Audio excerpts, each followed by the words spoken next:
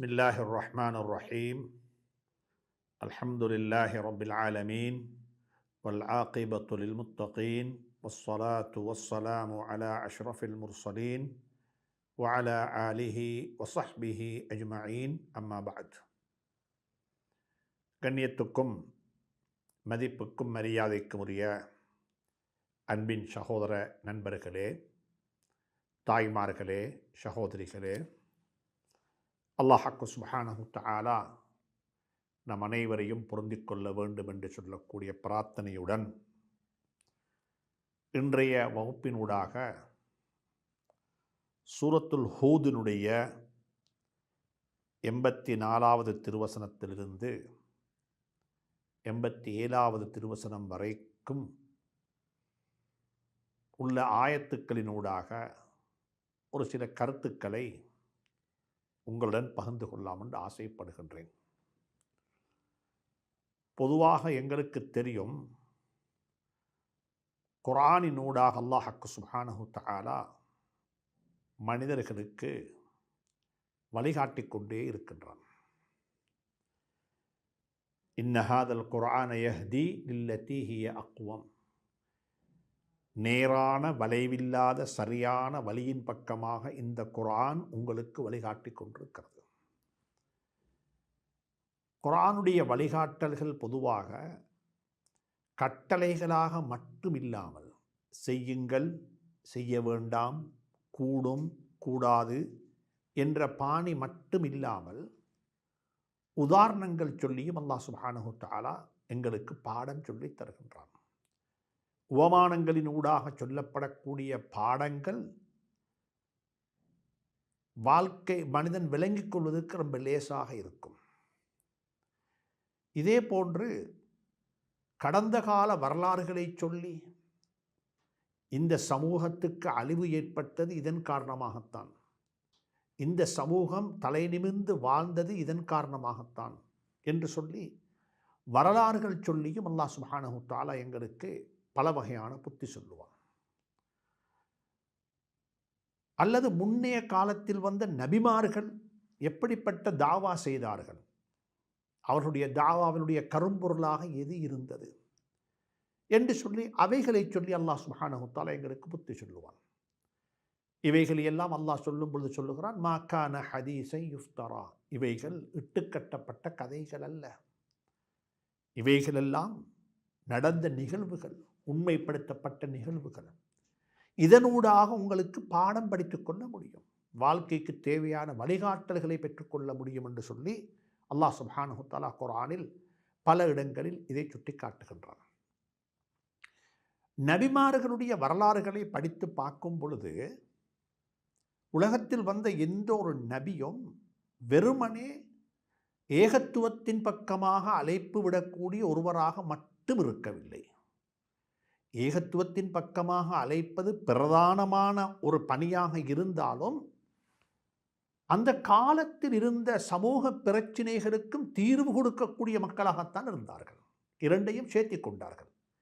ஏகத்துவத்தின் பக்கமாக அழைப்பது அடிப்படை, ஈமானின் பக்கமாக அழைப்பது அடிப்படையாக இருந்தாலும் அதுதான் அடிப்படை.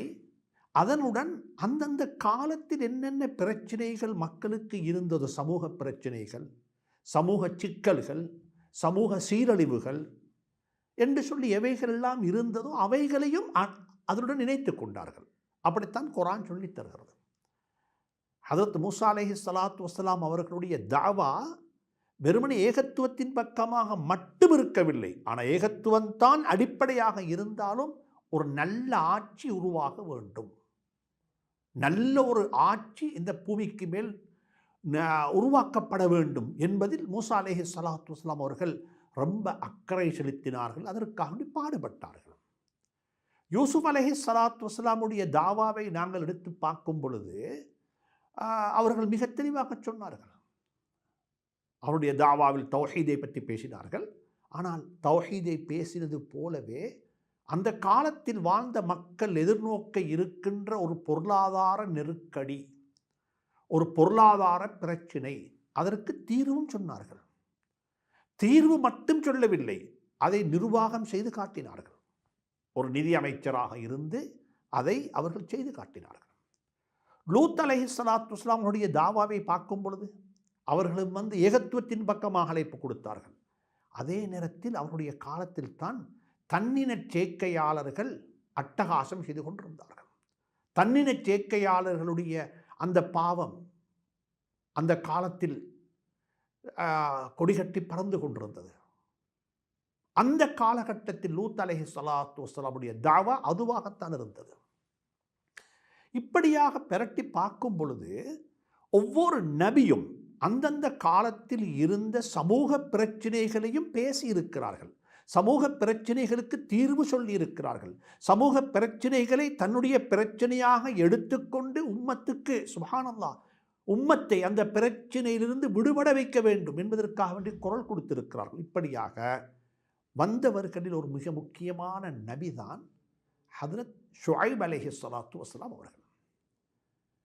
ஹதரத் ஷுஐப் அலைஹிஸ்ஸலாத்து வஸ்ஸலாம் அவர்களை அல்லாஹ் சுப்ஹானஹு வ தஆலா ஒரு வியாபார கூட்டத்துக்கு நபியாக அனுப்பி வைத்தான். ஒரு வியாபார கூட்டம். அவர்கள் வியாபாரிகளாக இருந்தார்கள். அந்த ஊர் மதியன் என்ற ஊர். இன்றைக்கு உலக படத்தை எடுத்து பார்க்கும் பொழுது மதியன் என்று சொல்லக்கூடியது கிட்டத்தட்ட உலகத்தினுடைய 3 கண்டங்களுடைய ஒரு ஜங்ஷன். ஆப்பிரிக்காவுக்கும் ஜங்ஷன், ஆப்பிரிக்காவுக்கும் ஆசியாவுக்கும் ஐரோப்பாவுக்கும் இடையில் இருக்கக்கூடிய ஒரு ஒரு ஒரு பகுதி தான் சவுதி அரேபியாவினுடைய ஒரு பகுதி தான் மதியன் என்று சொல்லக்கூடிய ஊர்.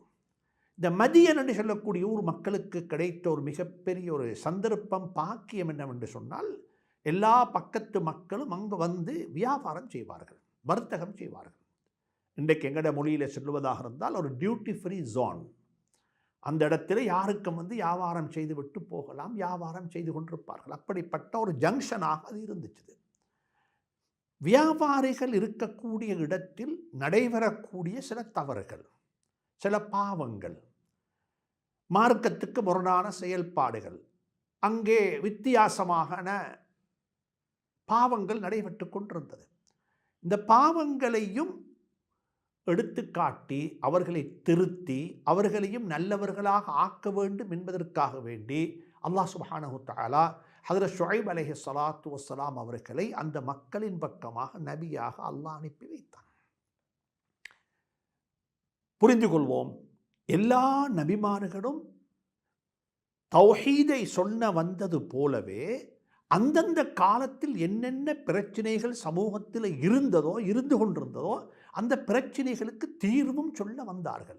வெறுமனே தீர்வை தீர்வாக மட்டும் சொல்லவில்லை, அந்த தீர்வை செயல்பாடாக காட்டி அந்த பிரச்சனைக்கு தீர்வு எடுத்து கொடுத்தார்கள்.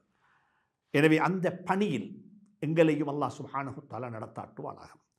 இந்த ஆயத்தில் அல்லாஹ் சுப்ஹானஹு வ தஆலா சொல்லுகிறான், வஇலா மதியன, மதியன் என்ற ஊரின் பக்கமாக நாங்கள் அனுப்பி வைத்தோம். யாரைய? ஷுஐபை, ஷுஐப் அலைஹிஸ்ஸலாத்து வஸ்ஸலாம் அவர்களை என்று சொல்லுவதற்கு முன்னால் இடையில் ஒரு வார்த்தை சொல், அஹாஹும். சுப்ஹானல்லாஹ், குர்ஆனுடைய பாணி, குர்ஆனுடைய பாணி. ஷுஐப் என்பவரை நாங்கள் எங்களுடைய நபி ஷுஐபை, எங்களுடைய ரசூல் ஷுஐபை நாங்கள் அந்த ஊருக்கு நபியாக அனுப்பி வைத்தோம் என்று சொல்லாமல் அல்லாஹ் சொல்லுகிறான், மதியன் வாசிகளுடைய சகோதரரான ஷுஐபை நாங்கள் நபியாக அனுப்பி வைத்தோம். சுப்ஹானல்லாஹ், ஒவ்வொரு நபியும் அந்த ஊர் மக்களுக்கு ஒரு சகோதரர். ஆனால் வந்திருக்கிறார் தௌஹீதை எடுத்துக்கொண்டு, தௌஹீத் இல்லாத, தௌஹீதை நிராகரிக்கக்கூடிய, ஏகத்துவத்துக்கு முரணாக செயல்படக்கூடிய ஒரு சமூகத்தை ஏகத்துவத்தின் பக்கமாக அழைக்க வந்திருக்கிறார்கள். ஆனால் அல்லாஹ் சுப்ஹானஹு வ தஆலா சொல்லுகிறான், அவர்களுடைய சகோதரர் ஷுஐபை நாங்கள் அந்த ஊருக்கு அனுப்பி வைத்தோம். ஒன்றை புரிந்து கொள்ளுங்கள், சகோதரத்துவம் என்பது பல வகையாக இருக்கிறது. பல வகையான சகோதரத்துவம். ஒன்று கூட பிறந்த சகோதரர்கள், தாய் வழி தந்தை வழி சகோதரர்கள், பால் குடி உறவினால் ஏற்பட்ட சகோதரர்கள், பந்த உறவினால் ஏற்பட்ட சகோதரத்துவம், அதாவது கொள்கை அடிப்படையில் ஏற்பட்ட சகோதரத்துவம், ஈமானிய சகோதரத்துவம். இதே போல பிரதேசத்தின் ஊடாக ஏற்பட்ட சகோதரத்துவம், அல் உஹுவத்துல் வத்தனியா, பிரதேசத்தின் ஊடாக ஏற்பட்ட சகோதரத்துவம். இந்த இடத்தில் பேசப்படக்கூடிய சகோதரத்துவம் மதியன் என்ற ஊர், அந்த பிரதேசத்தில் வாழக்கூடிய அனைவரும் சகோதரர்கள். பிரதேசவாதம், பிரதேசத்தை கொண்டு ஒரு சகோதரத்துவம் உருவாக்கப்பட்டிருக்கிறது. அந்த அப்படிப்பட்ட சகோதரர் ஒருவரை அல்லாஹ் சுப்ஹானஹு வ தஆலா மதியன் வாசிகளுக்கு அல்லாஹ் நபியாக அனுப்பி வைத்தான். இது ஒரு கருத்து. இன்னும் ஒரு கருத்தையும் இந்த இடத்துல புரிந்து கொள்ள வேண்டும். அதாவது எந்த ஒரு ஊருக்கும் அல்லாஹ் ஒரு நபியை அனுப்பும் பொழுது அந்த நபி அந்த ஊர்வாசியாகத்தான் இருப்பார். அந்த ஊர்வாசி வெளியில இருந்து அல்லாஹ் சுப்ஹானஹு வ தஆலா நபிமார்களை அந்த ஊருக்கு அனுப்பி இருக்கிறான். ஆனால் அந்த சந்தர்ப்பத்தில் அவர்களை பற்றி கையாள வார்த்தைகள் வித்தியாசமான வார்த்தைகள். அங்கே அகாகும் என்று வராது. அங்கே அகாகும் அவர்களுடைய சகோதரரை என்று சொல்லி அல்லாஹ் சொல்லாமல் அல்லாஹ் சொல்லுவான், நாங்கள் ஷுஐபை அந்த ஊருக்கு நபியாக அனுப்பி வைத்தோம். சுப்ஹானல்லாஹ். ஒரு முஸ்லிஹ், ஒரு தாவா செய்யக்கூடிய ஒருவர், ஒரு ஊருடைய இமாம் பெரும்பாலும் அந்த ஊரை சார்ந்தவராக இருக்க வேண்டும். அந்த ஊரை சார்ந்த ஒருவராக இருக்க வேண்டும். அதனால தான் ஸல்லல்லாஹு அலைஹி வஸல்லம் அவர்களை பற்றி குர்ஆன் சொல்லும் பொழுது ஹுவல்லதி பஅஸ ஃபில் உம்மீன ரசூலன், அவன்தான் அந்த எழுத படிக்க தெரியாத சமூகத்துக்கு ஒரு நபியை அனுப்பி வைத்தான் என்று மட்டும் சொல்லல, ரசூலம் மின்ஹும், அவர்களில் இருந்தே ஒரு ரசூலை அல்லாஹ் அவர்களுக்கு அனுப்பி வைத்தான். வெளியூரில் இருந்து வரக்கூடியவர்கள் செய்யக்கூடிய தாவாவை விடவும் ஊரில் இருக்கக்கூடியவர்கள், எங்களை பற்றி அறிந்தவர்கள், தெரிந்தவர்கள், எங்களுடைய கலாச்சார பின்புலங்களை எல்லாம் விளங்கி கொண்டவர்களுக்கு தாவா செய்வது ரொம்ப லேசாக இருக்கும். ரொம்ப லேஸ், அது எஃபெக்டிவான தாவாவாக இருக்கும். அது வினைத்திறன் மிக்க ஒரு தாவாவாக அது தென்படும். அதனால தான் அல்லாஹ் சுப்ஹானஹு வ தஆலா வெளியூர்களில் இருந்து யாரையும் நபியாக அனுப்பவும் இல்லை, மலக்குமார்களை அல்லாஹ் நபியாக அனுப்பவும் இல்லை. அந்தந்த ஊரை சார்ந்தவர்களை அந்தந்த ஊருக்கு அல்லாஹ் நபியாக அனுப்பி சுப்ஹானல்லாஹ் தாவா செய்ய ஆரம்பித்தான். இதுதான் அல்லாஹ்வுடைய சுன்னா. இதுதான் சுன்னத்துல்லாஹி ஃபில் அர்த். கமா அர்சல்னா ஃபீக்கும், உங்களுக்கு நாங்கள் ரசூலை அனுப்பி வைத்தோம். கமா அர்சல்னா ஃபீக்கும் ரசூலம் மின்கும், உங்களில் இருந்தே உங்களுக்கு ஒரு ரசூலை நாங்கள் அனுப்பி வைத்தோம். சுப்ஹானல்லாஹ். எனவே அன்புக்குரிய நண்பர்களே, சகோதரர்களே, ஷுஐப் அலைஹிஸ்ஸலாத்து வஸ்ஸலாம் அவர்களை மதியனில் வாழக்கூடிய மக்களுக்கு ஒரு ரசூலாக அல்லாஹ் அனுப்பி வைத்தான். அவர் சொன்ன தாவா என்ன தெரியுமா? காலையா கௌமி, என்னுடைய கூட்டமே. காலையா கௌமி, என்னுடைய கூட்டமே. யா அஹ்ல மதியன் என்று சொல்லவும் இல்லை, மதியனுடைய மக்கள் என்று சொல்லவும் இல்லை, என்னுடைய கூட்டமே. சுப்ஹானல்லாஹ். ஒரு தாயினிடம் இருக்க வேண்டிய ஒரு ஆகப்பெரிய பண்பு. இவர்கள் எல்லாம் பாவிகள், நான் உயர்ந்தவன் என்ற கோட்பாடல்ல.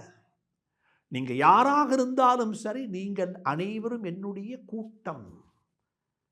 நம்பிக்கையால் நாங்கள் வித்தியாசப்பட்டிருக்கலாம், எங்களுக்கு மத்தியில் முரண்பாடுகள் இருக்கலாம், ஆனால் நாங்கள் ஒரே ஊரில் வாழக்கூடியவர்கள். எனவே நீங்கள் அனைவரும் என்னுடைய கூட்டம், என்னுடைய சமூகம். சுப்ஹானல்லாஹ். என்னை ஏற்றுக்கொள்ளலாம், நிராகரிக்கலாம், அது வேற விஷயம். நீங்கள் ஏற்றுக்கொள்வதும் நிராகரிப்பதும் உங்களுடைய கையில் இல்லை, அது அல்லாஹ்வுடைய நாட்டத்தில் உள்ளது. ஆனால் நாங்கள் ஒரே இடத்தில் ஒரே ஊரில் வாழக்கூடியவர்கள். அதைத்தான் சொல்றாங்க ஷுஐப் அலைஹிஸ்ஸலாத்து வஸ்ஸலாம், காலையா கௌமி, என்னுடைய கூட்டமே. இஅ்புதுல்லாஹ மா லக்கும் மின் இலாஹின் கைரு, அவனை தவிர வணங்கி வழிபடுவதற்கு தகுதியானவன் யாருமே இல்லை. அப்படிப்பட்ட ஒரு அல்லாஹுவை நீங்கள் வணங்கி வழிபடுங்கள். நான் சென்ற வகுப்பிலையும் சொன்னேன், வணக்கத்துக்குரியவன் அல்லாஹுவை தவிர வேறு யாரும் இல்லை என்பது தான் முஸ்லீம்களுடைய அடிப்படையான நம்பிக்கை. நாங்கள் யாரையுமே வணங்கி வழிபட மாட்டோம். கொடுக்க வேண்டிய மரியாதையை அந்தந்த இடத்தில் வைத்து சரியாக கொடுப்போம். சர்தாரே ஆலம் தாஜுல் மதீனா முஹம்மது ரசூலுல்லாஹி ஸல்லல்லாஹு அலைஹி வஸல்லம் அவர்களை நாங்கள் எந்த அளவுக்கு மதிப்போம் என்றால், எங்களை நாங்கள் மதிப்பதை விடவும், எங்களுடைய உயிரை விடவும் அவர்களை நாங்கள் மதிக்கின்றோம், அவர்கள் மீது அன்பு வைக்கின்றோம், அவர்கள் மீது பாசம் வைக்கின்றோம், அவர்களுடைய ஷஃபாத்தை ஆதரவு வைக்கின்றோம். சுப்ஹானல்லாஹ். ஆனால் வணங்கி வழிபட மாட்டோம். வணக்கத்துக்குரியவன் அல்லாஹ் ஒருவன் மட்டும்தான். லா இலாஹ இல்லல்லாஹு வஹ்தஹு லா ஷரீக லஹு, அவன் தனித்தவன், அவனுக்கு இணை துணை கிடையாது. அவன் உலகத்தை விட்டும் தேவையற்றவன். அல்லாஹு சமத். சுப்ஹானல்லாஹ். அல்லாஹு சமத், அல்லாஹ் தேவையற்றவன். அல்லாஹு கனி, அல்லாஹ் தேவையற்றவன். சுப்ஹானல்லாஹ். இதைத்தான் எல்லா நபிமார்களும் சொன்னாங்க. ஒன்று சொன்னாங்க, அபுதுல்லாஹ, அல்லாஹுவை நீங்கள் வணங்கி வழிபடுங்கள். ஏன் தெரியுமா காரணம்? மலக்கும் மின் இலாஹின் கைருஹ், வணங்கி வழிபடுவதற்கு அவனை தவிர தகுதியான கடவுள் மார்கள் யாருமே கிடையாது. அனைவரும் படைக்கப்பட்டவர்கள், அவன் மட்டும்தான் படைத்தவன். அதை சொல்லிவிட்டு இது அனைத்து நபிமார்களும் சொன்ன ஒரு தாவா. இதுக்கு பிறகு சொல்கிறாங்க அந்த சமூகத்துக்கு தேவையான ஒரு தாவா. அதை என்ன சொல்கிறாங்கன்னு சொன்னால், நீங்கள் எல்லாம் வியாபாரிகள், வர்த்தகம் செய்யக்கூடியவர்கள், தொழில் செய்யக்கூடியவர்கள், உங்களோட ஊருக்கு மக்கள் வந்து சேர்றாங்க நாலா பக்கத்தில் இருந்தும். நீங்கள் பொருட்களை வாங்குறீங்க, பொருட்களை விற்கிறீங்க, உங்களுக்கு மத்தியில் ஒரு வகையான டீலிங், ட்ரேடிங் நடந்து கொண்டிருக்கிறது. எனவே அவர் சொன்னார், வலா தன் குசுல் மிக்கியா லவல் மீசான், தயவு செய்து அளவை நிறுவையில் நீங்கள் குறை செய்ய வேண்டாம். அளவை நிறுவையில் நீங்கள் குறை செய்ய வேண்டாம். வியாபாரிகளுக்கு சொல்லப்படக்கூடிய ஒரு புத்திமதி. அளவை நிறுவையில் குறை செய்து விட வேண்டாம். தெரிந்து கொண்டே, விளங்கிக் கொண்டே, அறிந்து கொண்டே நீங்கள் என்ன செய்ய வேண்டாம்? அளவை நிறுவையில் குறை செய்ய முனையாதீர்கள், குறை செய்யாதீர்கள். சுப்ஹானல்லாஹ்.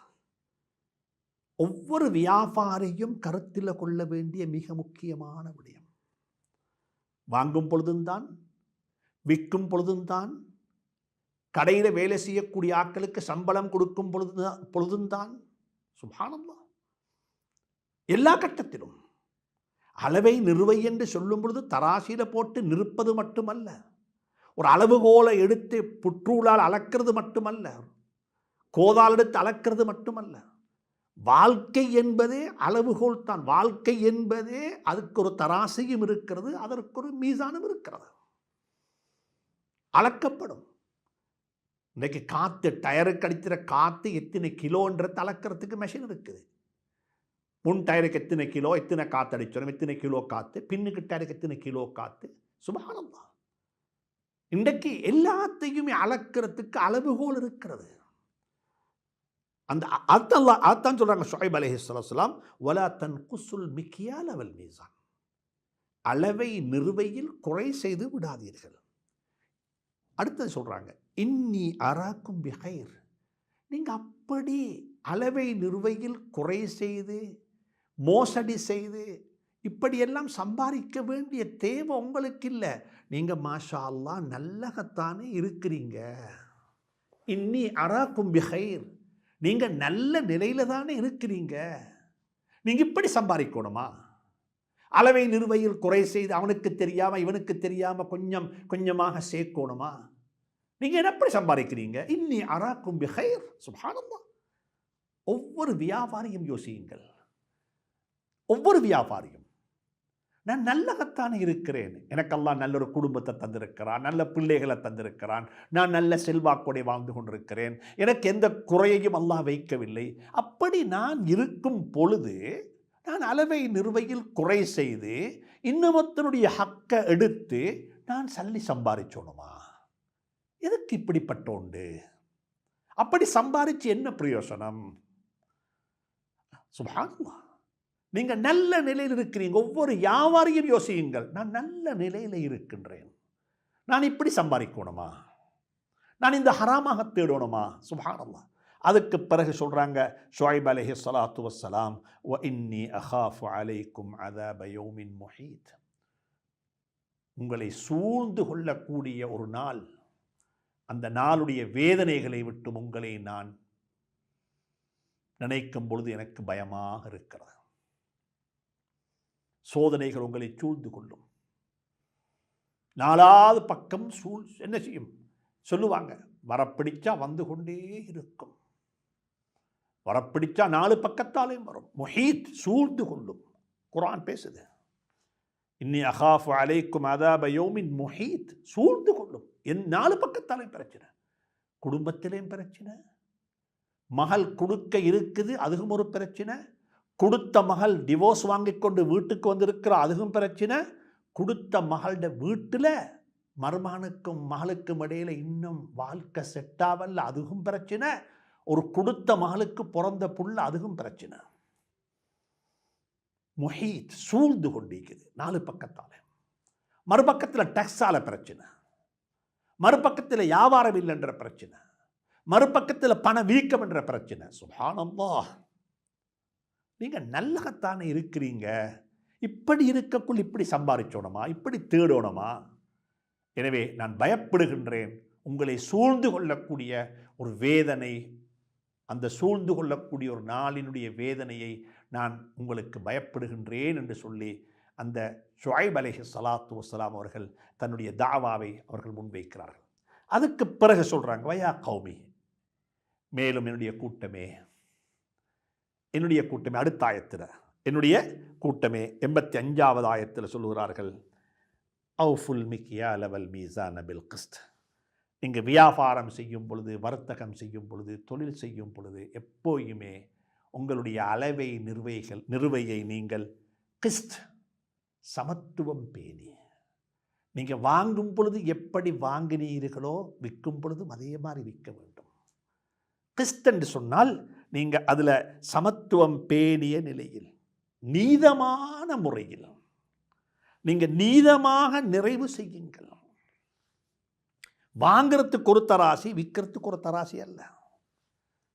இதில் எல்லாம் வரும், இதில் எல்லாம் வரும். வெறுமனே பொருள் மட்டும் அல்ல. நீங்கள் ஒரு கடைக்கு வியாபாரியாக போனால், ஒரு கஸ்டமராக போனால், அந்த கஸ்டமருக்கென்ற அடிப்படையில் உங்களுக்கு என்னெல்லாம் நீங்கள் அவங்கள்ட்ட எதிர்பார்க்குறீங்களோ அவைகளையெல்லாம் உங்கள்கிட்ட வரக்கூடிய கஸ்டமருக்கு நீங்கள் கொடுக்கணும். வலா தபுகசுன் நாஸ அஷ்யாஅஹும், மக்களுக்கு கொடுக்க வேண்டிய எதையுமே நீங்கள் மிச்சம் பிடித்து விட வேண்டாம், கஞ்சத்தனம் செஞ்சு விட வேண்டாம், அதை கொடுத்து விடுங்கள். நான் கொழும்புக்கு சாமான் வாங்க போனேன். கொழும்பு இருக்கிற வியாபாரி என்ன சரியாக கவனிச்சையில் எப்படி கோபம் வரும்? நான் கொழும்புக்கு போனேன், கடன் தரையிலான்ட்டாங்க, எப்படி கோபம் வரும்? நான் கொழும்புக்கு போனேன், அளவை நிறுவையில் குறை செய்து கொஞ்சம் தந்துட்டாங்க, எப்படி கோபம் வரும்? கொழும்புக்கு போனேன், ஒரிஜினல் சாமான் ஏமாற்றி டூப்ளிகேட்டை தந்துட்டாங்க, எப்படி ஆத்திரம் வரும்? சுப்ஹானல்லாஹ்.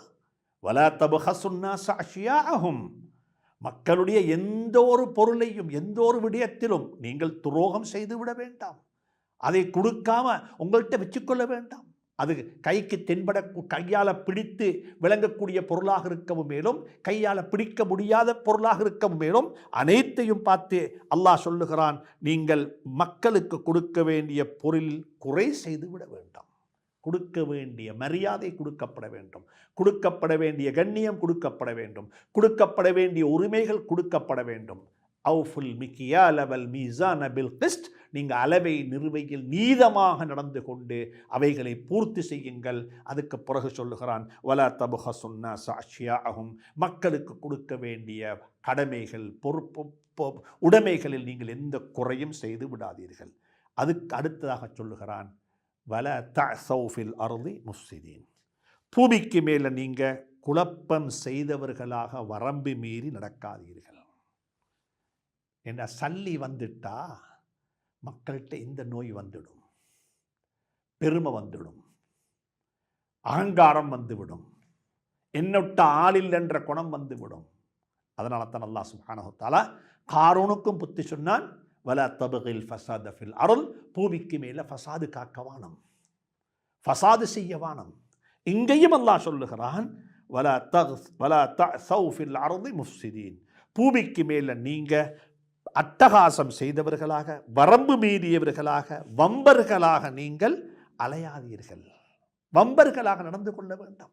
சல்லி இருக்குது, எதையும் செய்யலாம், சல்லியால் எதையும் வாங்கலாம், சல்லியால் பவரையும் வாங்கலாம் என்று சொல்லி நீங்கள் நினைத்து அட்டகாசம் செய்ய வேண்டாம் என்று சொல்லிவிட்டு அல்லாஹ் சுப்ஹானஹு தஆலா அடுத்த ஆயத்தில் அல்லாஹ் சொல்லுகிறான். சுப்ஹானல்லாஹ், 86வது ஆயத்து, ஒரு ஆச்சரியமான ஆயத்து. அல்லாஹ் சொல்லுகிறான், பகியத்துல்லாஹி ஹைருன் லக்கும் இன் குன்தும் முஃமினீன். நீங்கள் என்னத்துக்கு இப்படி அவன்ட்டு கொடுக்க வேண்டிய ஹக்கை, வேலைக்காரனுக்கு கொடுக்க வேண்டிய ஹக்கை கொடுக்காம, நாட்டாமைக்கு கொடுக்க வேண்டிய ஹக்கை கொடுக்காம, டேக்ஸ் கட்ட வேண்டிய அமௌண்ட்டை டேக்ஸாக கட்டாமல், சுப்ஹானல்லாஹ், வெட்டாக கட்ட வேண்டியதை வெட்டாக கட்டாமல், சுப்ஹானல்லாஹ், நீங்கள் இப்படியெல்லாம் கொஞ்சம் கொஞ்சமாக அங்கே பிடிச்சி இங்கே பிடிச்சி இப்படி சம்பாரித்து நீங்கள் பணக்காரனாகி நீங்கள் உங்கள்கிட்ட பெரிய ஒரு பேங்க் பேலன்ஸ் ஷீட் வந்திருக்குன்னு பெருமைப்பட்டு கொள்ளலாம். ஆனால் ஞாபகத்தில் வச்சுக்கோங்க, நீங்கள் கொடுக்க வேண்டியதெல்லாவற்றையும் கொடுத்து விட்டு, தொழிலாளிக்கு கொடுக்க வேண்டியது, முதலாளிக்கு கொடுக்க வேண்டியது, உங்கள்கிட்ட வந்த கஸ்டமருக்கு கொடுக்க வேண்டியது, அரசாங்கத்துக்கு கட்ட வேண்டியது, உங்கள்கிட்ட வர கேட்டு வந்த பிச்சைக்காரர் யாசகம் கேட்டு வந்த ஆக்களுக்கு கொடுக்க வேண்டியது, இவைகளையெல்லாம் கொடுத்து விட்டு மிச்சம் எவ்வளோ இருக்குதோ பகியத்துல்லாஹி, அல்லாஹ் உங்களுக்கு மிச்சப்படுத்தியது, ஹைருல் லக்கும், அது உங்களுக்கு மிக சிறந்ததாக இருக்கும். இன் குந்தும் முஃமினீன், நீங்கள் அல்லாஹுடைய வாக்குறுதிகளை நம்பக்கூடிய முஃமீன்களாக இருப்பீங்க என்றார். சுப்ஹானல்லாஹ், சுப்ஹானல்லாஹ். பகியத்துல்லாஹி ஹைருல் லக்கும் இன் குந்தும் முஃமினீன். வியாபாரிகளே, கொடுக்க வேண்டியவைகளை எல்லாம் கொடுத்து விட்டு, கட்ட வேண்டியதை எல்லாம் கட்டிவிட்டு, தொழிலாளிக்கு கொடுக்க வேண்டியது, கஸ்டமருக்கு கொடுக்க வேண்டியது, நாட்டாமைக்கு கொடுக்க வேண்டியது, இவைகளை எல்லாம் கொடுத்து விட்டு எஞ்சி இருப்பது உங்களுக்கு மிக சிறந்தது, அது ஹைரானதாக இருக்கும். இன்குந்தும் முஃமினீன், எப்போ தெரியுமா நல்லதாக இருக்கும்? உங்கள்கிட்ட ஈமானும் சேர்ந்து இருக்கும் என்றிருந்தால், நம்பிக்கையும் சேர்ந்து இருக்கும் என்றிருந்தால், அந்த இடத்துக்கு நாங்கள் வந்து சேர வேண்டும், அந்த இடத்தை நாங்கள் அடைந்து விட வேண்டும். அல்லாஹ் சுப்ஹானஹு தஆலா எனக்கும் உங்களுக்கும் துணை புரிவானாக. அளவை நிறுவையில் குறை செய்ய வேண்டாம் என்று சொன்னால் என்ன அர்த்தம் தெரியுமா? 2 கிலோ தங்கம் நிறுத்த இடத்துல வேணுமென்ற ஒரு 20 கிராம் 50 கிராம் தங்கத்தை களவாண்டு கொள்ள முடியும். அளவை நிறுவையில் குறை செய்து எடுத்துக்கொள்ள முடியும். 20 மஞ்சாடி 20 பவுண்ட் தங்கம் நிறுத்த இடத்துல 5 பவுண்ட் திருடேலாது. அவடத்தில் திருடலாம் வேணுமென்று 1/2 பவுண்ட், 22 கரட்ன்னு சொல்லி போட்டு 18 கரட் தங்கத்தை கொடுக்கலா, வேணுமென்ற 21 கரட்டை கொடுக்கணும். கொஞ்சம் கொஞ்சம் கொஞ்சம் சம்பாதிக்கலாம். அளவை நிறுவையில் குறை செய்து சம்பாதிக்கக்கூடியவங்க ஒரு நாளும் பெரிய அளவில் திருடுறதில்லை.